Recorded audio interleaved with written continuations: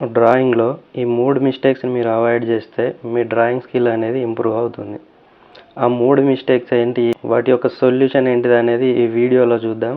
వీడియోని స్కిప్ చేయకుండా పూర్తిగా చూసే ప్రయత్నం చేయండి. ఎక్కువ మంది బిగినర్స్ చేసే మిస్టేక్లో డ్రాయింగ్ చేసేటప్పుడు అందులో ఏవైతే మిస్టేక్స్ ఉన్నాయో వాటిని అబ్జర్వ్ చేసి రెక్టిఫై చేయకపోవడం.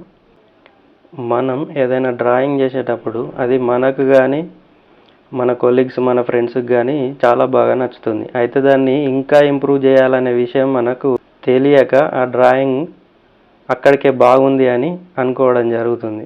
కానీ అందులో కూడా మిస్టేక్స్ని అబ్జర్వ్ చేసుకుంటూ వాటిని రెక్టిఫై చేస్తూ డ్రాయింగ్ని ఇంకా బాగా ఇంప్రూవ్ చేయవచ్చు.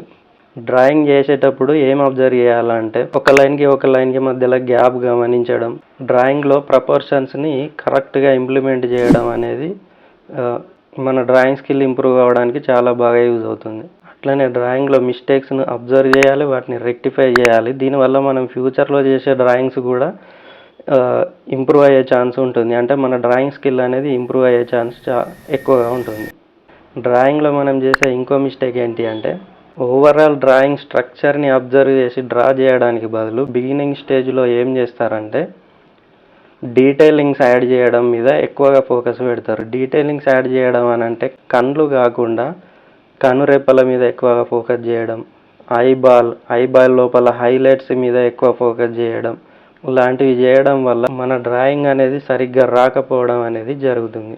సో ఓవరాల్ డ్రాయింగ్ స్ట్రక్చర్ మీద ఎక్కువగా ఫోకస్ చేయాలి. చాలామంది బిగినర్స్ చేసే ఇంకొక మిస్టేక్ ఏంటి అంటే కన్స్ట్రక్షన్ లైన్స్ పైన ఫోకస్ పెట్టకపోవడం. కన్స్ట్రక్షన్ లైన్స్ అంటే ఏంటి అంటే మనం ఒక పోర్ట్రేట్ గీస్తున్నాం అంటే ఒక ఫేస్ని గీస్తున్నాం అనుకోండి, ఏ లైన్ ఎక్కడ రావాలి, ఎంత పెద్దగా రావాలి అంటే సింపుల్గా చెప్పాలంటే ఒక మార్కింగ్ని చేసుకోవడం. ఇప్పుడు ఫేస్ని డ్రా చేయాలంటే ఈ హెయిర్ లైన్ ఎక్కడ వస్తుంది, మరియు ఇటు సైడ్ ఈ ఫేస్ యొక్క లైన్ ఎక్కడ వస్తుంది, ఈ లైన్ నుండి ఈ ఐ ఎక్కడ స్టార్ట్ అవుతుంది అంటే దీని మధ్యలో ఎంత డిస్టెన్స్ ఉన్నది, ఈ ఐ అనేది ఇట్లా ఉంటే స్ట్రైట్ లైన్ చూడడానికి స్ట్రైట్గా ఉందా లేకపోతే ఇట్లా క్రాస్గా ఉన్నప్పుడు ఏ యాంగిల్లో ఐస్ అనేవి ఉన్నాయి అనేది అబ్జర్వ్ చేయడం, మరియు ఐకి నోస్కి మౌత్ నుండి చిన్కి ఎంత దూరం ఉన్నది అనే దాన్ని మనం గుర్తించి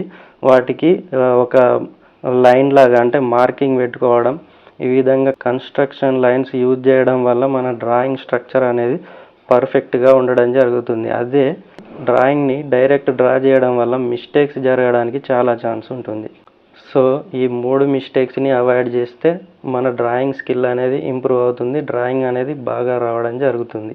ఫైనల్గా ఒక్కొక్కటి మళ్ళీ చూద్దాం. డ్రాయింగ్లో మిస్టేక్స్ని గమనించి రెక్టిఫై చేస్తూ ఉండాలి.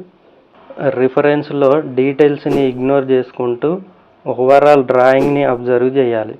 బేసిక్ కన్స్ట్రక్షన్ లైన్స్ పైన ఎక్కువగా ఫోకస్ చేయాలి.